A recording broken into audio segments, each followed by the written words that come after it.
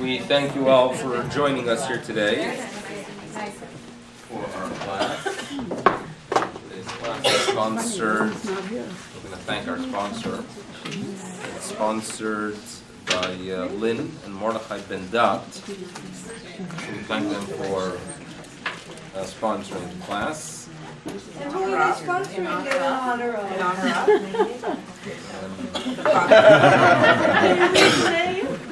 of? Okay, so I do thank our sponsor. When you study an historical period, your outlook, your ideas, that which you consider significant will obviously highlight specific eras or years or periods. And if a person is interested in the history of elections in the free world, right, or the election of the world leader in the United States, when the United States would actually had a world leader. So obviously there are specific years that come to mind, right? So there's going to be a focus on the election of '64 and Barry Goldwater, and there's going to be discussion about Nixon in '68 and '72, and Carter in '80, and Reagan. Your interest will determine your priorities, your outlook, your philosophy, will tell you how to read an historical period. I mention here in Toronto often that when I say to people the year 1967, right? So what comes to mind? So most of us would be the Six-Day War. There are those who are going to say, yeah, it was the last time that the Maple Leafs won the Stanley Cup. Right? There are those that are going to do, not going to mention who, but these are our outlook, our priorities, our understanding. When it comes to the historical period, which begins around the 5th or the 6th century before the Common Era, until the year 70 of the Common Era, so we as Jews call it Kufat Bait Sheni, the period of the Second Commonwealth. Now, we like calling it the period of the Second Temple, even though you're going to have some kind of archaeologist, historian that's going to walk in and claim, what do you mean the Second Temple? It was actually the 4th or the 5th Temple, because they restored it. Herod, in essence, rebuilt it. But for us, it is not just a structure and a date on a specific design, but rather it's an historical period. It's a period that has significance. And it's a very unique period. And it's a period that we need to have some clarity. You study Tanakh. You see from the first moment that the Almighty communicates with the people of Israel that we are given this wonderful land, but there are some serious warnings given to us how to behave in the land of Israel. And we are told if you improve, there's justice, there's kindness, there's chesed, there's emet, then you will merit to dwell in that land. If you blow it, if you are enticed and attracted to the pagan practices of others, the quick fix, the quick spiritual fix you get from Avodah Zarah, and as a result, ethics will be out the window, you're not going to last there long. Well, that's in the Torah. And then we read the story, it's in the Tanakh, the story, the king in the days of the kings, that you have a pagan nation, in some areas corrupt, in some cases a corrupt nation. Prophets warning them, from Isaiah to Yirmiyah, warning you that if you don't fix it, you're going to be exiled. And then they are exiled, they land up in Babylonia. Okay, there's nothing shocking there, because when you have a warning, and they indeed are enticed, and unfortunately give in to human weakness, that is going to be the result. There's no great difficulty in understanding it. But then, as the book closes, as Tanakh comes to an end, and we know that our ancestor, the Israelites, the Jews, are returning to the land of Israel, they enter into this period that is unclear to us. Why is it unclear? Well, it is a return to the land of Israel. We have a word for it. It is called Geulah. There's Galut, there's Geulah. Right? They were exiled in Egypt. They were freed from Egypt and made their way to the land of Israel. They're in the land of Israel. They misuse their quote-unquote redemption, and then they have a galut. So after they return from Babylonia, you would expect to label it with confidence that they merited to have Geulah. Was that a Geulah? There were some serious issues during the Second Temple period. A whole list of issues. So this is a complex area. It's an era that is unclear to us. We find them turning to the prophet Zechariah. And they asked the prophet Zechariah the following question, that during our 70 years in Babylonia, we observed 4 fast days, in addition to Yom Kippur. And these were fast days to commemorate the destruction, as a reminder that we have to improve to be worthy of returning to our ancestral land. So now comes the question, we have returned to the land of Israel. This is not a complete return. Many, if not most of the nations, stayed back in Babylonia. Even those who made their way, the 40,000 that made their way to the land of Israel, they were not always the high end of the people of Israel. There were some problematic individuals. Even the temple itself, it was lacking some serious and significant hardware that was necessary for the temple to function as the first one did. It's missing the Holy Ark, some obvious miracles that they became accustomed to during the first temple period, they're gone. So they're struggling here. What's the status of the second temple? So it's a unique period. It is a unique period. It is a period that the nation of Israel has to adjust to this question mark. Meaning, they are in the land of Israel, they do have a temple, but they still have to answer first to the Persian Empire, and then eventually to the Greeks, and then eventually to the Romans, until they destroy them. So, what exactly is their status during the Second Temple period? Right? They have to go ahead and deal with some significant challenges with the land itself, because, in the early Zionists talked about the fact that we could return to Eretz Yisrael because it is a land without people, for a people without a land, something like that they phrased it. And today it's a very controversial statement. What do you mean? The Palestinians were there, but that was the statement that was used. Well, the idea of returning to Eretz Yisrael, and you have to deal with some locals that made that land their home, was a problem that those who returned from Babylonia had to deal with. Because the Assyrian king, Sennacherib, and so too King Nebuchadnezzar later on, they had a brilliant system that when they would uproot a nation, what they would do is that they would swap lands. They would take the Jews, the Israelites, right? They moved them to Babylonia, but then they took these group of people from what were known as the Kuthians, and they settled them in the land of Israel. They settled them there. And these Kuthians come to the land of Israel, and in the book of Kings, we are given a detailed description of them being attacked by lions. They're in panic mode. So they hire a priest of the Israelites to go ahead and educate them how do you satisfy the gods that deal with this land? And he taught them some basics of Judaism, and they accepted them.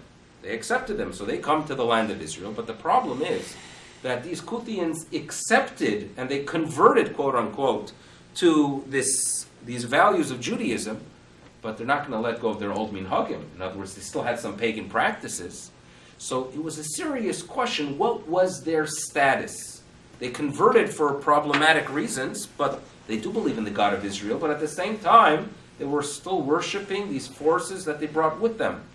And this question mark about the conversion, the questionable conversion of these Kuthians, remained for hundreds of years.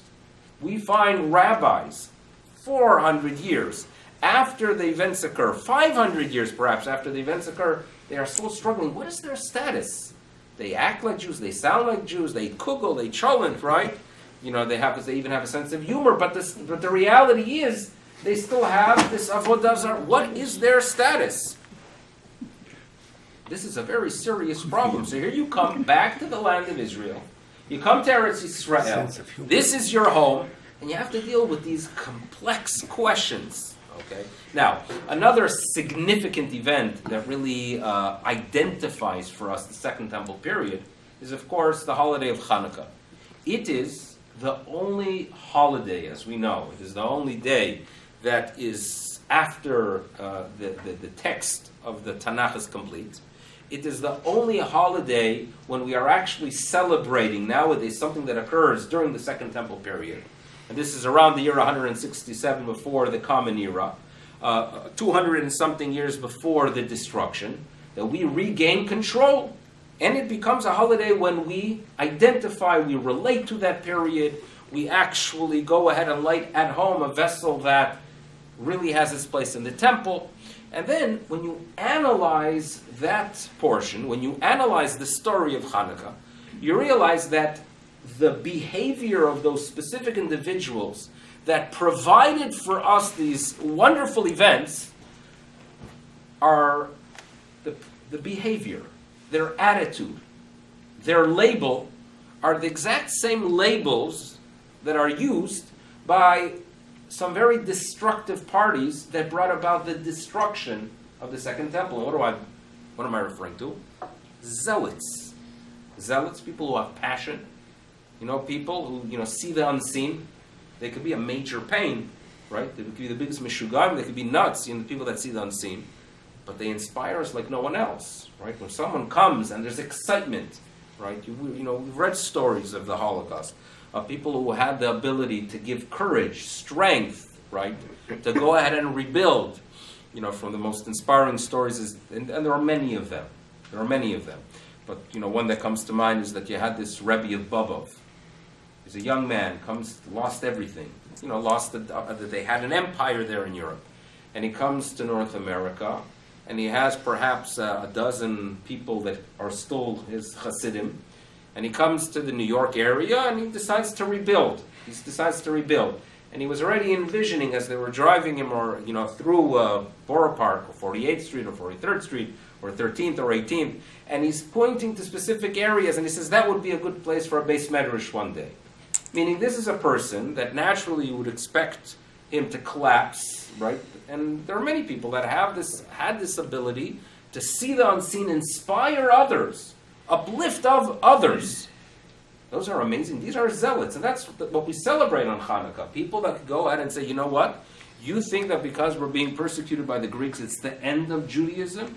It is the end of our way of life? You think that the temple is going to remain a pagan temple? Well, we can do it. Yes, we can, and we're going to go ahead and actually ignore the odds, ignore the numbers. If there's passion, if we do it for the right reason, we shall succeed. Zealots, they were zealots. But boy, did they bring a wonderful victory to the people of Israel. And these are the same, the nature of zealots. There's passion. Transferred to the year 66 through the year 70, when the Romans are controlling the land of Israel. When these zealots say, what do you mean give in to the Romans? We have our own identity. We have the right for self-determination, and therefore, we don't care what they say. We're going to fight them, right? We have the ability. So what if they have weapons that are far more sophisticated and numbers and they outnumber us by tens of thousands? Who cares? We have passion. We can do it. That behavior actually brought about the destruction of the Second Temple. It's interesting that when you read Talmudic literature, so the personality we focus on when we talk about Tisha B'Av and the destruction is Rabbi Yochanan ben Zakkai. If you're an historian, you study the works of Josephus. There are variations between, the outlook is different. In other words, Josephus thinks this is in exile and this is our new reality and we are a Jew. We have to adjust to the idea that we are a Jew, that we have an identity without a homeland and forget about a return, no reference. When Rabbi Yochanan ben Zakkai, even after the destruction, is the one to say, you know what? We're going to go ahead and create an identity even without a temple, but everything we'll do will always have our mind and our eyes on a return. And often you hear him saying, Meherai Banei HaMikdash. So there are differences between them. In one area, in one field where they do agree, is that the big problem the Jews had to deal with were the zealots. People that were not rational, people that were inspired, right? People that were indeed seeing that which is really unseen. But they guide us to a churban, to a destruction. Now, the reason we're talking about the Second Temple period, is because Nachmanides tells us that the Chumash, specifically Bereshit, is a book that is establishing a pattern. And if it is establishing a pattern for us, number one, you could find the roots of a specific period in this book, in the Chumash Bereshit. And number two, at times you're going to be getting some guidance. By reading the text, it will guide you how to deal with the challenges that the Jewish nation is going to face in the future. And Parashat Vayishlach, there are close to 10, and perhaps even more, occurrences that relate specifically to the Second Temple period. And therefore, if we understand the Second Temple period, and understand the Parsha, we suddenly sense that the two come together. Now, number one, we as Jews believe that the land of Israel belongs to the people of Israel. Period. There's nothing to negotiate regarding that fact. Now, at the same time, we recognize that the land of Israel is a spiritual land. Right? It's a meaningful land. And it's not an irrational statement.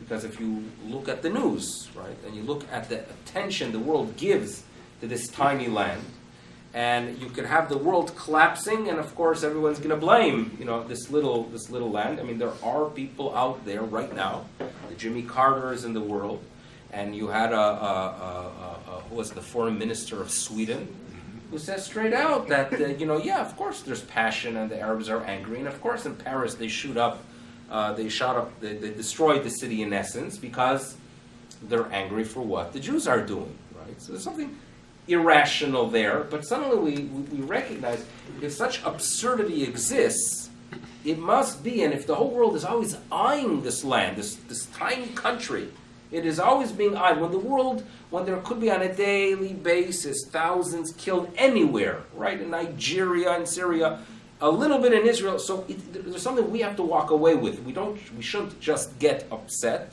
We do get upset. But we have to realize that there's a reason for it. There's something unique about this land. There's something supernatural. And then you start studying about the Jewish people. And there are many, by the way, many righteous Gentiles that recognize that there's something unique about the Jews. Right? I mean, former Prime Minister Harper's father told him, right? You have to be, good to the Jews, right? There are righteous people that sense there's something supernatural. So the idea of Jews belonging in Israel is rational. We're not normal for many reasons, right? Jews are different. They're supernatural. The land of Israel is supernatural. A wonderful shidduch. Now, the question is, what happens when the Jewish people are not on the right spiritual level? Right? Let's say we're not on the right spiritual level. We're not fulfilling our responsibility to the fullest. One would argue, that perhaps we don't merit Eretz Yisrael. Perhaps. Meaning, it's a land where we are supposed to behave in a specific way, right? It's a land that brings us close to God. When you are an individual or as a nation, close to the Creator and fulfilling those requirements, then you deserve the land. Perhaps, if we are not where we should be, perhaps we don't deserve it. Well, in this week's Parsha, Yaakov Avinu does something very interesting. He is returning home, and he starts his return by warning his brother, I'm coming. Was it necessary? There's some rabbinic sources that say that it is like a person who's afraid of a dog. So what they do is they go ahead and they pull the ear of a dog. Not a wise thing to do, right? Why do you, Yaakov Avinu, wonders the Midrash, why do you have to agitate this out? Just go in. It's your homeland. You've been promised by God that it's your homeland. Why do you have to interact with him at all? Well, commentators explain, my father would explain, that the reality is that Yaakov Avinu senses, right? He's a very spiritual being, that there will be a time that the people of Israel are going to want to return to this land when they are not on the right spiritual level, when they are lacking. They're not where they should be. If Israel would only be given to us based on the fact that God said the righteous children of Israel deserve this land, we will not be granted ever an entry when we're not on the right level. Here, what we are establishing is that even when we are not where we should be, when we are granted permission by the nations of the world, Eretz Yisrael is ours. Even if we're not on the right level. This is what Yaakov Avinu does. And guess what? Second Temple period. They return to Israel. You know who is called the Messiah of that period? The one that we give him credit for us being able to return to Eretz Yisrael? Koresh. Cyrus. Meaning, the Jewish people are not where they should be. But nevertheless, we're given a homeland. Eretz Yisrael is given to us because when the nations of... So we have two ways of achieving a return to Israel. Option number one, right? Plan A would be when we are on the right spiritual level. If we are not there, plan B is when the nations grant us permission. Who establishes this pattern?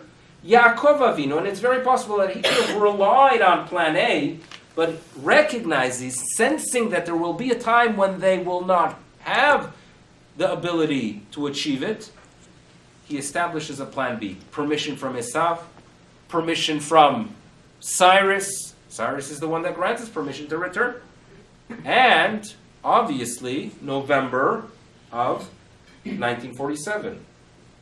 Right? Or you could say the Balfour Declaration, but clearly, November 1947. What did we have? We were granted permission to return. It's interesting to note that we've discussed in the past, there's a statement in the Talmud that the people of Israel took an oath. We took an oath that we're not going to make our way to the land of Israel, right, without permission. We're not going to, quote unquote, climb the wall. We're going to be waiting until the gates open for us. And as a result of that statement, there were those, as early Zionism, Chovevei Tzion, are developing towards the end of the 19th century, there were those who believed that you cannot join a nationalistic movement because it is as if you are making your way to Eretz Yisrael by force. That's not appropriate. You need to get permission from the nations. You have to have the nations of the world opening the doors for you. There was such a philosophy, and there are those, by the way, that still live by that philosophy, known as Satmar. I don't know if any of you here follow the philosophy of Satmar or not, and they, I'm sure they do a lot of nice things. They do chesed to one another within Satmar, but that was the Satmar philosophy. That was their philosophy. And that remains their philosophy, that we reject it because we're not granted permission from the nations. So there was a tremendous thinker, a Meir Simcha from Dvinsk, known as the Or Sameach, and he writes in 1920 that now that the nations in San Remo granted Eretz Yisrael, right, and affirmed the Balfour Declaration of 1917, this concern for this quote-unquote oath has vanished. Meaning, we were given permission, as Yaakov Avinu was given permission, as Cyrus gave permission.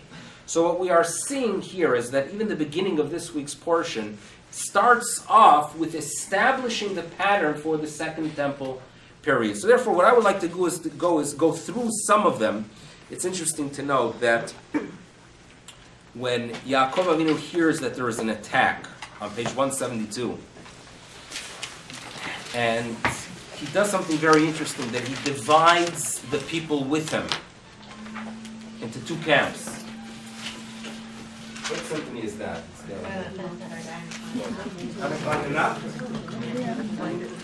have no idea.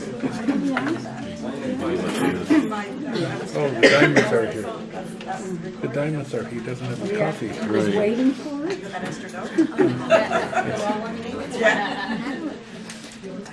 It's good. Now, Yaakov Avinu divides into two camps. Im yavo Esav el machane achat mikau, and he declares that if Esau comes and he strikes one camp, the other one will survive. Nachmanides notes that throughout Jewish history, the Jews in exile were always in different locations. We had Jews in Babylonia, we had Jews in Israel, we had Jews in Spain, Jews in Germany. Right? We never placed all our eggs in one basket. And this occurs, and it starts off during the Second Temple period. You have a strong presence in Eretz Yisrael, but even a stronger, perhaps, at least in the beginning, in Babylonia. So that's reference to it.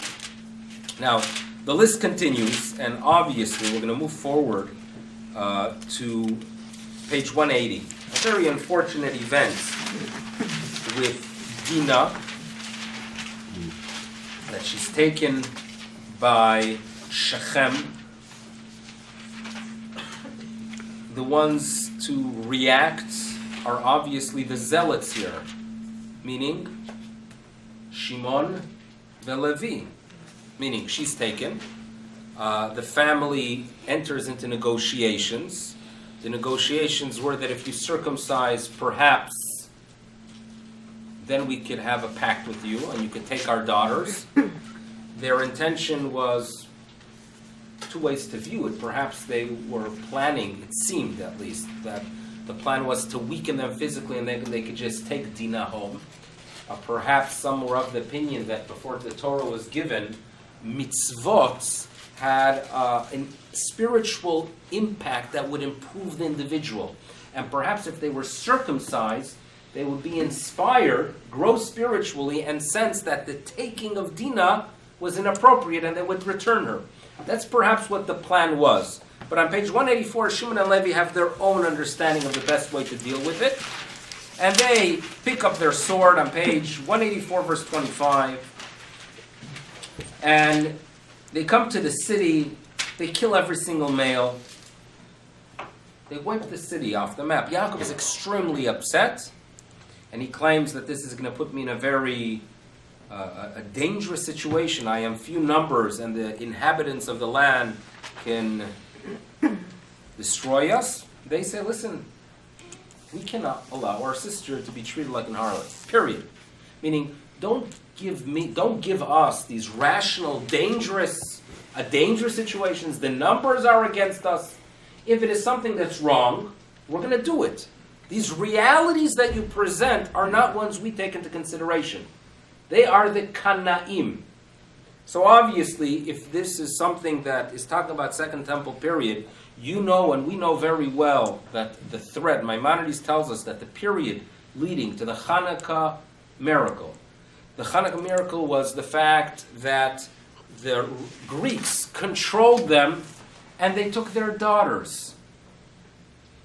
Jews were not able to live as Jews, but they even took them. Pashtu yedehem bibnotehem. This is what Maimonides tells us regarding that period. That's what occurs in this week's Parsha. And this salvation comes about due to the zealots, as we see in this week's portion, that the salvation comes about due to two individuals that facts are not going to have an impact on their decision. And just as the Yehuda Maccabi, the Hashmonaim, the numbers, we're not concerned about numbers. If we're concerned for preserving our identity, our Judaism, numbers are going to be ignored. So there's another similarity here. But I think a detail, on page 35, we have really the most significant. So page 186, chapter 35. Vayomer Elokim El Yaakov. So the Almighty turns to Yaakov, and he says to him, Kum ale Betel v'shev sham. You must go to, you with me? Ve'aseh sham mizbeach, make an altar to thank me. Next verse, verse 2. So Yaakov turns to his children and he says to them, in line 2, Hasiru, you should go ahead and remove. Et Elohei hanechar, you should go ahead and get rid of these alien gods, asher betochachem, meaning get rid of your avodah zaros. And you ask yourself a question. Remember what Rachel did at the end of last week's portion? Mm-hmm. What was she trying to do? She took away these teraphim from her father with the intention that he shouldn't continue these pagan practices. So obviously there was an awareness in that family that Avodah Zarah is something that is to be avoided. So here he has to turn to his children and say, get rid of Elohei HaNechar. What is he talking about? Right? What is it referring to? So obviously there are some items they picked up when they looted Shechem. They looted Shechem. But you could ask yourself, would they really take pagan images with them? Is that what they would loot the city for? I mean, you can understand if there's gold or silver, electronics, but when it comes to Elohei Nechar, why would they take it? So now Nachmanides explains that if you have, for example, an item that was used in a pagan temple, but a Gentile nullifies it, meaning the Gentile sees no value in it anymore. He doesn't see it as something that has a purpose. It no longer is considered Avodah Zarah, and it becomes an item that you're allowed to use. However, if you want to enter into a spiritual experience, even such an item should be avoided. So it seems to be something that's not a requirement, but it's part of their spiritual growth. So what do? So that is what they are being told to remove. They begin this process of purification, and in verse 4, we are told that he takes these possessions, these questionable possessions, and it's built, and it's buried under the Elah, type of tree, next to Shechem, and they fulfill what they were told to do. Now, if you look carefully at Rashi, the Rashi on top, from rabbinic sources, Kum Aleh, in other words, Yaakov just suffers terribly. Right? Daughter violated what it did to the family, the pain to Dinah, the pain to the family members. And immediately following that, the beginning of this chapter, we are told, make your way, Yaakov, make your way to Bethel. What's the relationship between their suffering, the agony they went through, and the journey they are told to take? So Rashi tells us, you see the words? Lefi she'echarta baderech. Therefore, ne'enashta, you did not make your way, so therefore you got punished. Harsh words, meaning there was some enthusiasm missing there. Your return was not complete. And it's interesting to note that in the 3rd century, there's a rabbi in Israel by the name of Rabbi Shimon ben Lakish. They call him Resh Lakish. That was his name. And Resh Lakish, when he would meet a Babylonian Jew, he would get very agitated. And he would say, I don't like the Babylonians. What's your problem with the Babylonians, Resh Lakish? So he notes that Babylonians, in the days of Ezra, they did not return. They did not make their way to Eretz Yisrael. If they, and Resh Lakish would argue that if they would have joined Ezra on his journey to Eretz Yisrael, the redemption would have been complete. Meaning the Second Temple period is a semi-redemption, not a complete one, obviously. Resh Lakish blames Babylonian Jews for staying back. The Jews in Chutz La'aretz. Whenever I read this, I feel very guilty. The Jews who are not in Israel, who say it's wonderful there's a Jewish state, and it's wonderful that we have a homeland, but I can't leave right now. I'm busy. I'm working. The language. I'm gonna have to adjust to the different currency, whatever it is. The Kupat Cholim instead of I'm not sure which one is better. So that's what Resh Lakish was addressing. You people in Babylonia, you are to blame. Your lack of enthusiasm for a return. Perhaps a reference for it right now. But now, what is interesting to note, I mentioned to you that during the Second Temple period, they struggled with questionable conversions of the Kuthians. The rabbis tell us that for many centuries they weren't sure if their conversions were indeed for the sake of heaven, until at one point they discovered that there was, in the words of the rabbi, a dmut yonah, an image of a dove that was found on a mountain, which the Kuthians worshipped. next to Shechem. There is a mountain called Mountain of Grizim. On the mountain of Grizim there was a temple. In that temple there was this image of a dove. The rabbis discovered that these Kuthians worshipped this image of a dove, and as a result it became clear to them that these people, these Kuthians, never really converted for the sake of heaven. It was a questionable conversion. Fine, this is a rabbinic statement. And the Midrash tells us that this dove the Kuthians found, under this Elah, under this tree. It was an image that originated in Shechem. And Shechem, by the way, what happened in Shechem? They also went through a conversion. They circumcised. Was there circumcision? Was there commitment to join Jewish practice and philosophy for the sake of heaven? Obviously not. It was for the sake of marriage. But what the rabbis are doing is that they are linking the behavior that is occurring in Shechem with the events of the Second Temple. Again, a parallel between the two, which makes it very, very interesting. If you look forward on page 186, we are told that, and this is a very difficult verse because it seems to be insignificant, verse 8 on page 186, we are told, Vatamat Devorah, that Devorah dies, who was the wet nurse of Rivka, Vatikaber, and she was buried next to this alon, and it was called the alon of Bachut, the alon of crying.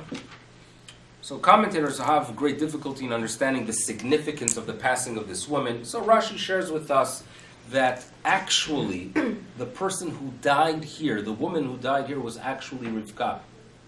But the text tried to conceal it because at that time, Esav was a well-known problematic individual, and the text tries to conceal her passing because it was a shame for her that there was such an individual that was a child of hers. Nevertheless, they want to make reference to it, so it mentions the wet nurse. But if you see this whole chapter, if you see this whole section and this parasha as referring to a period when the speech of God comes to an end, like what happens during Second Temple period?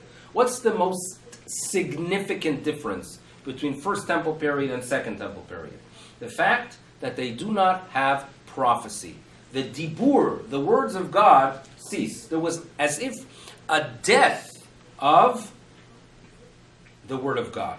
Vatamat devorah, the dibur. So there's a reference to the speech of God that comes to an end because, again, we're looking at this portion as establishing a pattern for the Second Temple period. One other thing, it's interesting that when they are building the Second Temple, there's great excitement. In the book of Ezra, we are told that the young people were full of enthusiasm and excitement that finally there's a return.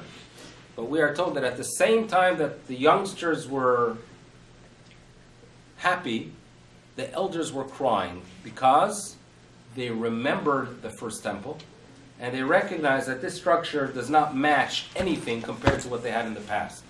So as they are building, as the dibur dies, there was ha'am bochim. So this is referred to with the bachut as well. Whenever when you look at what's occurring now to the Jewish people, it's always important, tremendous concern we have now for what's happening in Israel. When you see a problem, right, and you do not have, no one has really answers to it, we get very concerned, agitated. It's very difficult times without a doubt. It is always important to step back and look at the big picture historically. In other words, clearly something very significant has been occurring over the past 120 years. When 120 years ago, the percentage of Jews that live in Israel was less than 1%, and now it's the largest Jewish community. Right? So something incredible occurred. Lots of pain and agony to reach that point, and it continues. But we have to look at things historically. Now, we ask ourselves the question, what is this? In other words, what is this entity? We are believers that there's going to be a future redemption. We are believers that the Jewish people have a mission to inspire humanity. right? We believe that the concept of a Jewish temple is not for us to have this home, this hub, to have this spiritual location for ourselves, but rather to have an impact on the world. And just as we were told that we are supposed to be a nation of priests, we can achieve that mission with a temple one day. This is fundamental for us Jews, that we believe in this concept that is labeled by many Tikkun Olam, but we are believers that the Tikkun Olam is not going to be based on what Western philosophy dictates, but there's a concept of Malchut Shakai, in other words, that we want to go ahead and inspire the world. That's what we believe. So we believe in this future era called Geula. We also recognize that there's a painful thing called Galut. Exile, when the Jews are not where they should be, not physically, not spiritually. Now comes the question, where are we now? What is going on now? No one can tell me that we have achieved a complete redemption. But no one can tell me that we are in a complete exile. So what is this period? And it's interesting that I always feel that the Second Temple period is a time that could give us a little bit of an understanding how to deal with what's occurring now. They had many, many problems then. They had problems with converts. They had problems with security. They had international issues with superpowers like with the Greeks and eventually the Romans. They had their issues, but nevertheless, we celebrate something called Hanukkah. And when we celebrate Hanukkah, we celebrate the fact that Jews regained control for a 200-year period of their homeland. And obviously what we are being told is that even though there are problems, it is something we should be thankful for. It is something to appreciate. And if then it was something to celebrate, and we've been celebrating Hanukkah for 2,000 years, so obviously we should be appreciative of what we have now. Now, appreciation in Judaism is not that you sit back with a nice cigar and a glass of scotch and say, I appreciate what's happening. Appreciation is always a call to action and to utilize what we have. And some commentators note that when the Jewish people are given a gift, the gift is to be utilized. And a return to Israel, the return to Israel, the Second Temple period, was for the Jews to enter the land of Israel. And sometimes your kids, not you play, they have these computer games and Xbox, and what else are they called? These are games that are electronic, that they have these buttons, and they spend hours a day. Right? And that's how they educate themselves, by how to move a joystick, and hopefully they become a pilot and bomb ISIS with a joystick. But so in those games, not that I play it, but I've been told that you have like these bonus periods. In other words, that if you get some kind of gold chip in one field, everything you do, the same exact thing you were doing beforehand, by shooting some enemy, every enemy you shoot is not 1 point, but 6 points. Okay, that's how these games work. You can ask your grandchildren if you don't believe me. Now, with that, it's Eretz Yisrael. Any good deed done in Eretz Yisrael has a bonus point. Is far more valuable. The same mitzvah you do, right? You go ahead and you observe a Shabbos in Eretz Yisrael, it is more valuable. Commentators note, this is something that Nachmanides tells us in the beginning of last week's portion. Prayer is effective, something we believe in. It's a relationship to God. But there are locations where prayers are far more valuable. Obviously, Eretz Yisrael. And that's why, to tell us, the Second Temple period was a time for the Jewish people to maximize their spiritual existence. They were there because if they do things right in Israel, perhaps they can upgrade whatever they had into a final state of redemption. And this is how we should view it, of what's happening now. We have tremendous potential. The worst thing we do often is read the news, because the news is going to focus on the negative things that are occurring in Israel. When you visit Israel, you go ahead and you realize that there's tons of good, acts of kindness every single day. And, when people ask, you're going to Israel, what are you going to be doing there? Right? So some people say, well, there's scuba diving, and there's, in the Jordan River, you could do boating, kayaking, right? A lot of good things. I think you could do it in West Virginia, too, in some of it. And you could do some of it in Florida. But there's one thing that you can't do anywhere else, and that is for the spiritual gift. Now, the food is also good there, there's no question, and probably better. The wine's there, They are much better now than any we could argue, but my opinion is that the Israeli wines are the best in the world. And there's no question, those are wonderful things to do when you make a bracha and you're thankful to the Creator. But to view Israel as a location where prayers are more valuable, if you're planning a trip in the near future, keep that on your to-do list. In other words, this is a place where you could actually utilize the gift, and it is something that occurred during Second Temple period. We did not achieve.